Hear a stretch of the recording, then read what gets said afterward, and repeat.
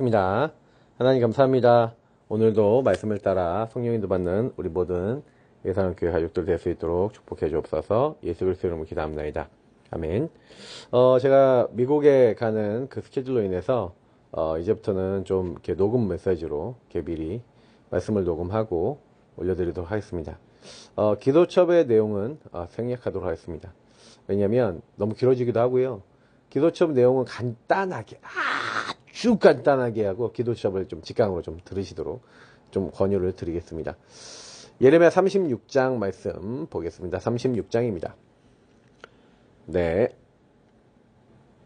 읽겠습니다. 유다의 요시아 왕의 아들 여호야김 제4년에 여호와께로부터 예레미야에게 말씀이 임하니라. 이르시되 너는 두루마리 책을 가져다가 내가 네게 말하던 날 곧 요시아의 날부터 오늘까지 이스라엘과 유다와 모든 나라에 대하여 내가 내게 일러준 모든 말을 거기에 기록하라. 유다 가문이 내가 그들에게 내리려 한 모든 재난을 듣고 각기 악한 길에서 돌이키리니 그리하면 내가 그 악과 죄를 용서하리라 하시니라 하면서 하나님의 말씀을 이제 기록하래요. 그죠? 하나님이 예레미야에게 명령한 그 말씀을 다 기록하라고 하시고, 그리고 그 유다 가문이 이 사실을 말씀을 듣고 악한 길에서 돌아서고 이제 회개하면요. 그러니까 하나님 말씀을 듣고 우리의 상태를 편집해서 바꾸면 하나님은 그 사람을 치유하신다고 분명히 말씀하고 계십니다. 이에 예레미야가 네리야의 아들 바룩을 부르매 바룩이 예레미야가 불러주는 대로 여호와께서 그에게 이르신 모든 말씀을 두루마리 책에 기록했대요. 예레미야가 바룩에게 명령하여 이르되 나는 붙잡혔으므로 여호와의 집에 들어갈 수 없으니 너는 들어가서 내가 말한 대로 두루마리에 기록한 여호와의 말씀을 금식일에 여호와의 성전에 있는 백성의 귀에 낭독하고 유다 모든 성읍에서 온 자들의 귀에도 낭독하라. 그들이 여호와 앞에 기도를 드리며 각기 악한 길을 떠나리라. 여호와께서 이 백성에 대하여 선포하신 노용과 분이 크니라. 네리야의 아들 바룩이 선지자 예레미야가 자기에게 명령한 대로 하여 여호와의 성전에서 책에 있는 여호와의 모든 말씀을 낭독하니라 하면서 하나님의 말씀을 이제 백성들이 듣도록 한 거죠. 자, 유다의 요시아 왕의 아들 여호야김 제5년 9월에 예루살렘 모든 백성과 유다 성읍들에서 예루살렘에 이른 모든 백성이 여호와 앞에서 금식을 선포한지라. 이제 회개하는 거죠. 바룩이 여호와의 성전 윗들 곧 여호와의 성전에 있는 세문 어기 곁에 있는 사반의 아들 서기관 그마랴의 방에서 그 책에 기록된 예레미야의 말을 모든 백성에게 낭독하니라. 그러면서 하나님이 예레미야에게 요시아 때부터 명한 그 말씀들을 이제 전달하는 겁니다. 자, 사반의 손자 그마랴의 아들인 미가야가 그 책에 기록된 여호와의 말씀을 다 듣고, 그러니까 미가야가 들었어요. 자, 근데 왕궁에 내려가서 서기관의 방에 들어가니 모든 고관 곧 서기관 엘리사마와 스마야의 아들 들라야와 악볼의 아들 엘라단과 사반의 아들 그마랴와 하나냐의 아들 시드기야와 모든 고관이 거기에 앉아 있는지라. 미가야가 바룩이 백성의 귀에 책을 낭독할 때 들은 모든 말을 그들에게 전하매 이에 모든 고관이 구시의 증손 셀리에마의 손자 느다냐의 아들 여후디를 바룩에게 보내 이르되 너는 백성의 귀에 낭독한 두루마리를 손에 가지고 오라. 네리야의 아들 바룩이 두루마리를 손에 가지고 그들에게로 오니 그들이 바룩에게 이르되 앉아서 이를 우리 귀에 낭독하라. 바룩이 그들의 귀에 낭독하매 그들이 그 모든 말씀을 듣고 놀라 서로 보며 바룩에게 이르되 우리가 이 모든 말을 왕에게 아뢰리라. 그들이 또 바룩에게 물어 이르되 너는 그가 불러주는 이 모든 말을 어떻게 기록하였느냐 청하노니 우리에게 알리라. 바룩이 대답하되 그가 그의 입으로 이 모든 말을 내게 불러주기로 내가 먹으로 책에 기록하였노라. 이에 고관들이 바룩에게 이르되 너는 가서 예레미야와 함께 숨고 너희가 있는 곳을 사람에게 알리지 말라 하니라. 그러면서 그 신하들이 그 말씀을 듣고 굉장히 또 나름대로 충격을 받죠. 그러면서 무엇을 해야 되는지를 좀 생각해보고 이걸 왕에게 전달해야겠다 이렇게 된 겁니다. 자, 근데 왕은요 어떤 상태냐. 자, 그들이 두루마리를 서기관 엘라사마의 방에 두고 뜰에 들어가 왕께 나아가서 이 모든 말을 왕의 귀에 아뢰니 자, 왕이 여후디를 보내 두루마리를 가져오게 하매 여후디가 서기관 엘리사마의 방에서 가져다가 왕과 왕의 곁에 선 모든 고관의 귀에 낭독하니 그때의 9째 달이라.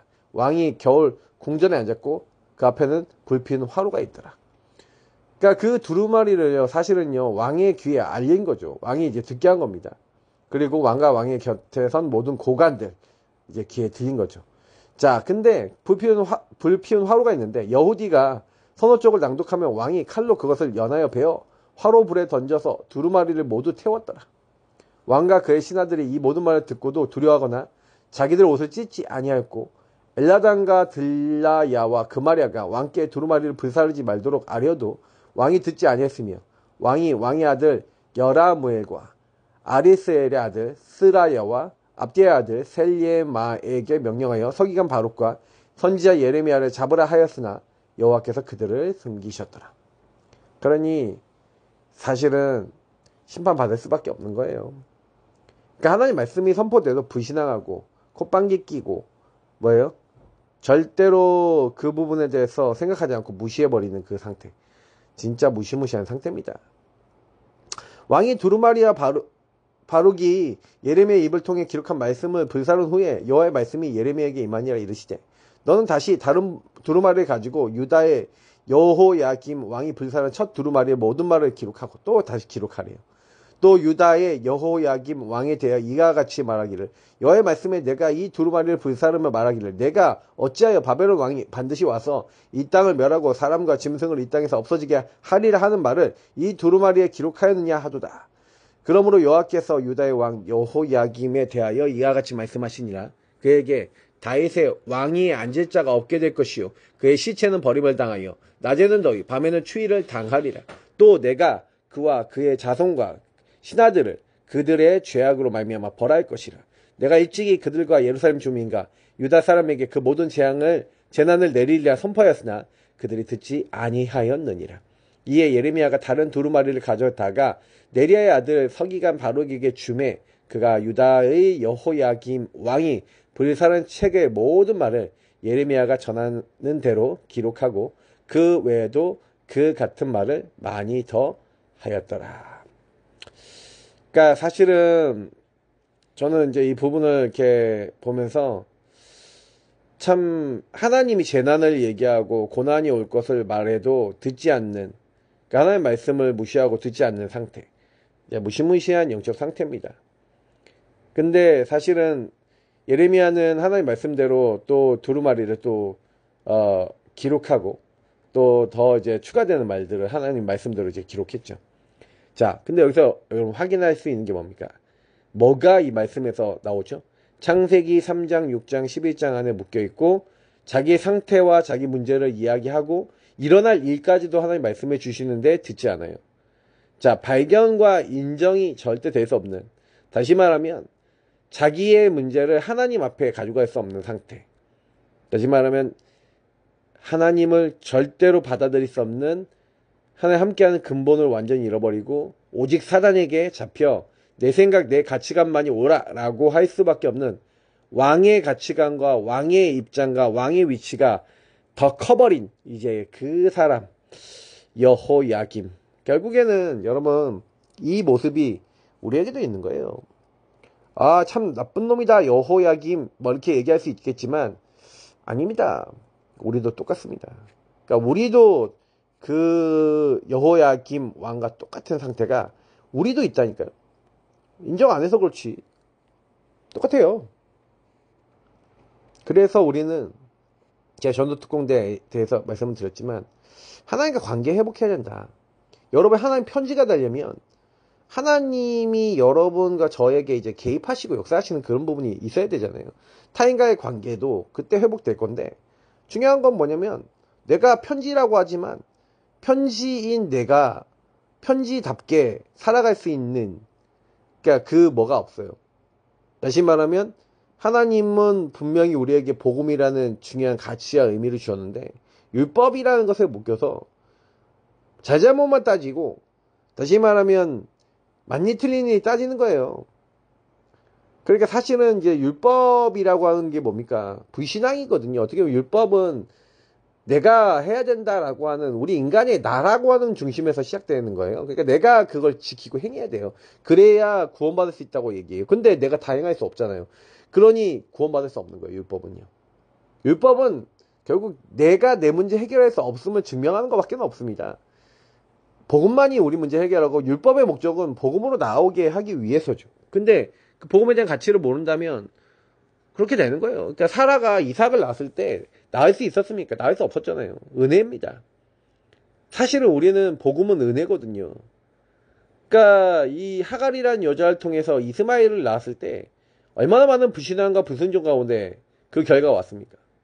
오직 나밖에 남아있지 않으니 그 율법이라는 배경 속에서 내가 해야 돼, 내가 이 아이를 낳아야 돼 라는 그 생각과 사고에 잡혀서 사라가 불신앙하는 가운데 자기가 생각할 수 있는 최선의 신앙은 남편에게 또 다른 아내를 줘서 아이를 낳고 그 아이를 내 아들 삼는 거예요. 근데 내 아들이 됩니까 안 됩니까? 안 되잖아요. 그 가운데 문제가 생기는 거예요. 그러니 사실은요, 그 문제들이 관계 문제, 경제 문제, 뭐 자녀 문제, 후손 문제도 아니고 실제로는 영적 문제인 겁니다. 하나님을 떠나 오직 나밖에 주장할 수 없는 상태 속에 나를 강조할 수밖에 없는 상태 속에 묶여있는 영적 문제라고요. 그래서 저는 율법은 정죄의 직분인데요. 근데요, 율법조차도 하나님은요, 굉장히 중요하게 여기고 모세에게 그 율법을 딱 주시는데 얼굴에 빛이 나요. 하나님을 만났는데. 근데 사람들은 율법을 통해서 복음과 보좌 앞에 나갈 수 있다는 사실을 모르죠. 왜냐하면 얼굴을 가려버리거든요. 하나님의 말씀을 통해 내 상태가 드러나는 것을 두려워해서 감춰버려요. 무시무시한 상태입니다. 그러니까 어떤 여러분 드러난 문제, 결과적으로 드러난 문제보다 숨겨진 문제, 생각과 마음이 잡히는 그 문제 속에서 사실은 이게 근본 문제에서 시작된 문제야 라고 하는 부분에 대해서 복음을 통해 듣고 이론은 압니다. 이론은 아는데 실제는요. 실제는 그 부분을 바꿔나갈 수 있는, 그러니까 근원이 바뀌는, 근원이 치유되는 그 길로 안 가는 거죠.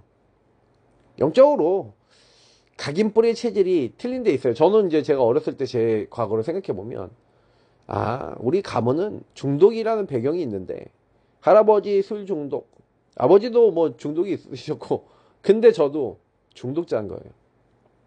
왜 중독자가 되냐? 뭔가 저희 가정 가문의 배경 속에, 저는 뭐예요? 계속 외롭다라는 뭐 생각이었는데, 뭔가 잡히기 좋은 뭐가 있는 거예요. 그래서 뭘 잡아요. 집착해요. 그게 저는 게임이었고, 그게 만화였고, 그게 세상적인 거였을 뿐이에요. 근데 저는 거기에 잡혔는데, 뭐, 저희 아버님은 책을 좀 좋아하시고, 책을 많이 사주죠. 그러니까 그걸로 날 때우는 거예요. 그럴 수밖에 없는 상태가 되는 거죠. 이게 주기적으로 반복적으로 그 삶이 나타나는 이유를 자세히 보면, 결국에는 근본의 문제 하나님 떠나 나를 사단이 어떻게 속여놨습니까? 그 행동을 하도록 한 거예요. 뭔가 내가 집착되고 중독되도록 만든 건데, 근데 그게 진짜 하나님 떠난 인생의 문제에서 시작됐다라고 믿지 않기 때문에 복음이 별로 우리에게 가치가 없어요. 그러니까 절대 가치가 될 수 없어요. 그러니까 정말 복음이 여러분 가치가 있어지려면 뭐부터 바뀌어야 되냐? 인간의 문제는 그리스도 없어서 온 문제야. 신분의 문제야. 영이 죽어서 온 문제야. 유일한 문제야. 그러니까 아까 했던 여호와김 왕이 이미 신분의 문제 속에 하나님 안 믿는 거예요. 자기 틀만 있는 거예요. 그 틀이 뭡니까? 우리는 안 망해. 우리는 포로 안 돼. 우리는 안 잡혀가. 하나님 말씀보다 내 생각이 맞아. 이제 이거죠. 무시무시한 생각 아닙니까? 하나님 말씀이 맞지 자기 생각이 맞아요? 자기 생각이 더 없어 나가요. 진짜 복음이라고 하는 부분이 없어요. 하나의 은혜라는 부분이 없는 거죠. 저와 여러분이 하나의 은혜가 있습니까? 은혜가 있으셔야 돼요. 은혜가 없어요. 자, 은혜가 없다는 얘기는 뭡니까? 그러니까 저는 계속 생각하는 건 만족의 근원자 안에 거하는 은혜가 있어야 되는데, 은혜가 없으면, 그러니까 십자가의 보좌 앞에 나아가, 정말 십자가 은혜 앞에 나아가, 정말 나 같은 죄인을 구원하신 그 은혜가 정말 누려지고 기도가 돼야 될 건데, 그게 없죠. 없으니, 저와 여러분의 선택은 계속 다른 선택을 가는 겁니다. 제가 선택 얘기를 참 많이 드렸는데, 진짜 여러분 뭐 선택하고 뭐 따라가시는지 매일 점검을 하시고요. 진짜 기도하시고 인도 받으셔야 됩니다. 그러면 그래야 이제 여러분이 빼앗긴 것을 회복하고 이제 파수꾼으로서 이제 파수 렘넌트라고 했는데 300% 하는 거예요. 그러니까 40일 동안 제자들에게 하나님 나라의 미션을 줬다는 얘기는 무슨 얘기냐면요. 확실히 해야 될 걸 알게 했다는 거예요. 그러니까 여러분하고 제가 뭘 회복해야 되냐, 다른 거 아닙니다. 진짜 성령 인도 받는 나, 정말 하나님 역사할 수밖에 없는, 정말 내가 갖추고 내가 준비해야 될 거 준비하면 분명히 내가 가서 현장에 어떻게 하나님 뭘 해야 되는지, 그리고 거기에 어떤 시스템과 어떤 미래를 준비해야 될지를 딱 보게 하시는데, 그 내용들을 정리한 내용이에요. 그래서 여러분이 사단이 견고한 진을 만들어 놓고 하나님 안에서 인도받지 못하도록, 하나님 원하시는 걸 잡지 못하도록 틀린 망대를 세워놓고 그 각인뿌리 체질 속에 계속 넘어뜨린다는 사실을 알고 좀 자세히 보시면서 진짜요 기도하시면서 하나님이 뭘 원하시는지를 질문하시면서 답을 찾으셔야 됩니다. 그러면 뭐가 와요? 재앙 시대가 막히는 거예요. 재앙이 해결되는 겁니다. 특히 이제 사실 뭐 베드로 이제 하고 뭐 이런 바울 같은 사람들이 특징이 뭡니까? 그러니까 재앙을 막은 사람의 특징이 뭡니까? 예, 특징이 뭐냐면요, 이들이 다른 거 아니라 복음 안에서 완벽하게 성령인도 받아요. 하나님 역사할 만큼, 하나님 열매 맺게 할 만큼 현장에서 하나님 원하시는 질문 포인트가 계속 있어요. 근데 그 포인트 속에 계속 응답받아요. 그러니까 그걸 찾으셔야 돼요. 왜 우리는 이러냐? 왜 이런 상황이 오냐? 난 뭘 해야 되냐? 여러분도 키가 그겁니다. 그러니까 내 말씀 정리하시면서 딱 망대요정 이정표라는 것들에 대해서 복음을 정말 누리고 복음을 적용한다는 게 뭐지? 베드로가 사실 적용 잘 하고 있다가 많은 응답을 받고 있다가 딱 선민사상에 걸려버리니까 복음 운동 안 되고 땅끝으로 못 가잖아요. 자, 이게 사단의 심부름할 수밖에 없는 뭔가에 딱 걸려버린 거예요. 그래서 정말 예루살렘 온 이들 사마리아까지 복음화 시키고 땅끝으로 못 가는 겁니다. 근데 바울은 요걸 알아먹었죠. 근데 뭔 차이가 있다는 걸 아셔야 돼요. 바울이 원래 예수 믿는 사람 잡아 죽이는 사람 아닙니까? 이게 바뀔 수 있다? 기적 같은 일입니다. 근데 바뀌었어요. 어떻게 바뀌었냐? 생각해 보셔야 돼요. 그러니까 왜 바뀔 수 있었냐? 그러면 저와 여러분이 왜 안 바뀌냐? 이런 질문도 거기서 답을 낼 수가 있겠죠. 그래서 여러분 기도에 대한 부분들이 정말 중요합니다. 파수꾼은 기도한 사람이에요. 정말 종일 쉬지 않고 하나님 응답하시고 기도한 사람이고, 저와 여러분이 그런 부분 가지고 묵상하면서 그치, 나는 뭘 뺏겼지? 빼앗긴 걸 회복하라는데 뭘 뺏겼다고 생각하십니까? 베드로가 뭘 뺏겼죠? 그러니까 응답을 받다가 응답 못 받은 사람이 뭘 뺏기기 때문에 응답을 못 받죠? 저는 이제 요즘 들어서 생각해봐요. 많은 전도의 응답과 많은 하나님의 역사를 제가 맛을 봤거든요.